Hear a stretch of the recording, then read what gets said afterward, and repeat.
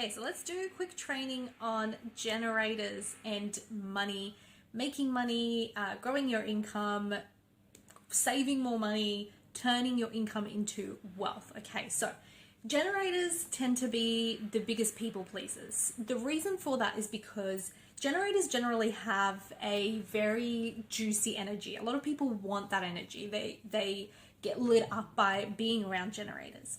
And having this juicy energy, as generators grow up, very often that juicy energy makes people want it and encourages generators to do things, for other people, and it inspires and instills an idea and conditions them to believe that if they do things for other people and they put other people first and other people's needs first, as opposed to putting their own needs first, that will bring them success. And oftentimes generators growing up will often get praised whenever they do the hard work and they do consistent things for other people, or things that puts kind of other people first, as opposed to themselves. Oftentimes they'll get praised. So growing up, often generators will believe that they potentially aren't worthy unless they're doing hard work, or their self-worth comes from how much they're giving up of themselves to do for other people, and how often they choose other people, and choosing other people is the right thing to do. And self-sacrifice and compromising on yourself is the right thing to do, and that's what will lead to happiness and success. So generators, that's what generally happens, is they end up in that place where they're choosing everybody else over themselves, when in reality this is where we're seeing a little bit of that like that difference from, or that gap between where you are right now and where you actually want to be, is oftentimes because you've put yourself in a place where you're overriding your own body and your own body responses, and what your body is telling you is the right thing to do, and instead you revert to the conditioning which comes from the mind, and the mind telling you, no, actually you should be hustling, like you should be overworking, you should be continuing to work for this and do things for that person, and what is that person going to think if you all of a sudden decided to choose yourself, and all of those things. So people pleasing is a really, really huge thing when it comes to money, because that's when you're not choosing yourself, and therefore saying that your own beliefs and your own responses that your body is giving you are not worthy of taking the action on. If you're feeling stuck in a place where you're not growing your income, you're not making the money that you want, you're not saving what you want, you're not turning your income into wealth, it's most likely because you've kind of gotten yourself to a place where you've said yes to so many things that you actually wanted to say no to, and that energetically is draining you, right? So when it comes to creating abundance, when it comes to attracting money, what it really comes down to is your own energetics, is your own aura of energy, and how heavy it feels, or how open you are to receiving the abundance that you want. So when you've gone to the extent of saying yes to so many things that actually were a no for you, right? And for generators, it all really comes from that sacral center, right? So if you know human design, it's really that in the area of the tummy, that I think it's a square, the sacral center is really that center of desire, of excitement, of playfulness. And for a generator, the most important thing is to tune into that center and really understand, okay, if something is coming towards me, whether it's an opportunity, or even, whatever it looks like, a new client, starting a new project, maybe it's meeting up with a new person and like connecting with another person, is tuning into that sacral center, because that's what will give you the indication of, does it light me up? Is that what I want to pursue? Or no, that actually doesn't light me up. I don't want to be doing that.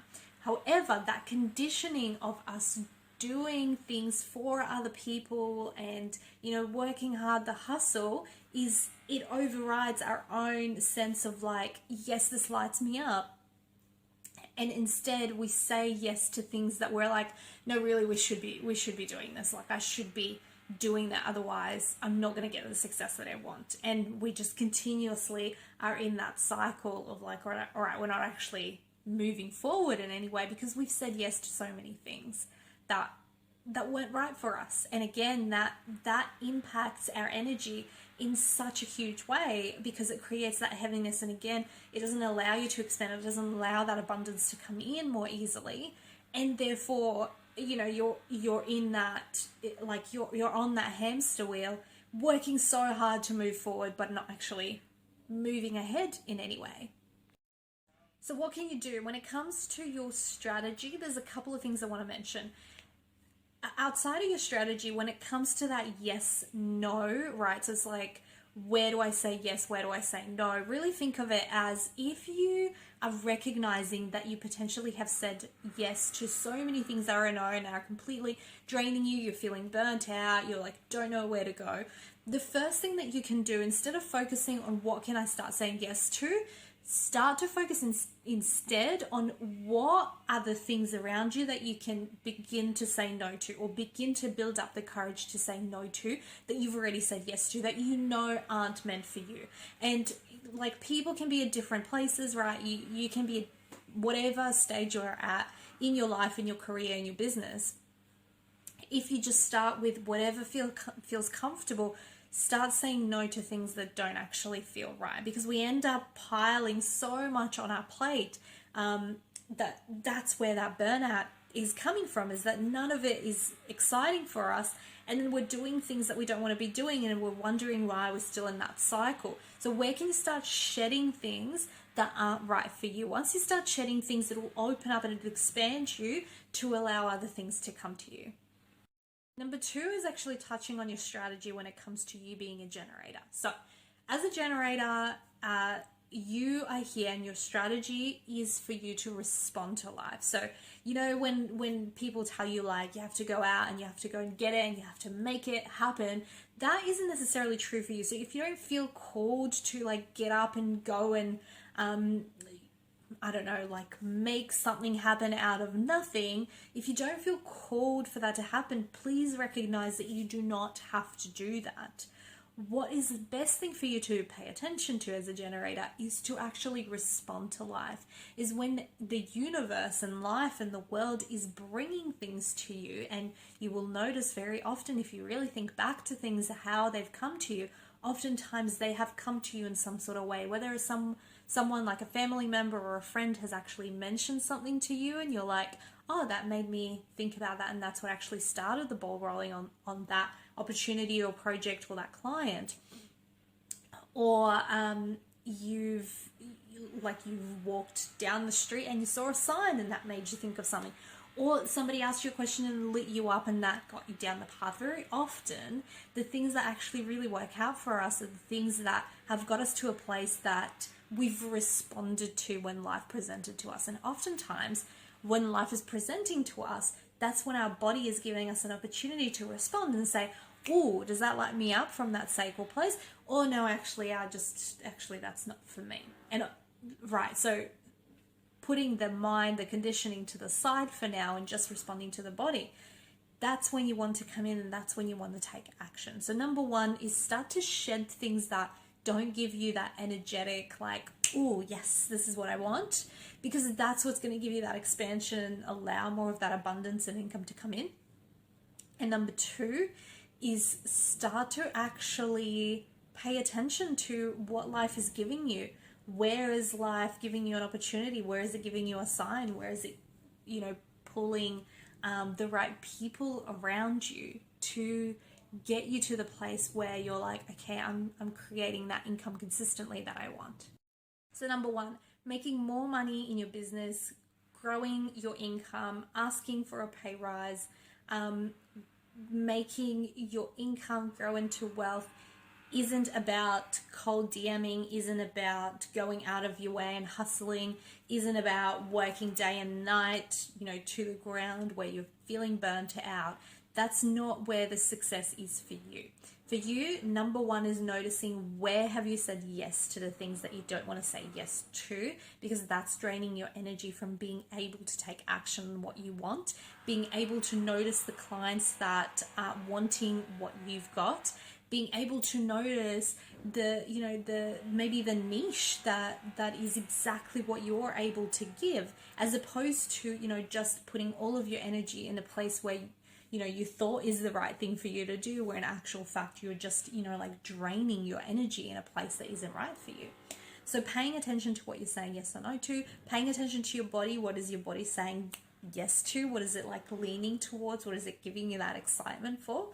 And number three, starting to shed the things that I know, right? So starting to say, I can't remember if I already said that, sorry if I have, starting to shed those things that aren't right for you.